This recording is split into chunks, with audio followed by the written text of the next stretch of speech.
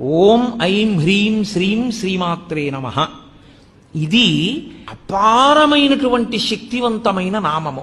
ఇంకా దీనికన్నా శక్తి ప్రసరణం ఇంకా దేని వల్ల జరగదు, అంత శక్తివంతం. ఈ శక్తిని ఎందుకు తీసుకొస్తారంటే ఈ బీజాక్షరాలతోటి ఓం అంటే ప్రణవం. ప్రణవము మహత్వాన్ని చెప్తుంది. అసలు ఈ బ్రహ్మాండంలో నిర్గుణమైనటువంటి పరబ్రహ్మము నాదరూపంగా రావడం దగ్గర నుంచి ప్రణవం చెప్తుంది. అందుకని మహత్వశక్తికి అంతటికీ కూడా ఓంకారము ప్రతినిధి. అలాగే ఐం ఇది కవిత్వ శక్తికి ప్రతినిధి. అలాగే పటుత్వం కలగాలి అంటే హ్రీం. అలాగే సంపదలన్నీ కలగాలి అంటే మనం చెప్పేటటువంటిది శ్రీం.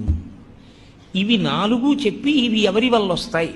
ఇవన్నీ కదలికలకి సంబంధించిన విషయాలు. ఇవన్నీ ఆదిశక్తి వలన వస్తాయి. అందుకని ఆ పరదేవతని పిలిచేటప్పుడు ఓం ఐం హ్రీం శ్రీం శ్రీమాత్రే నమః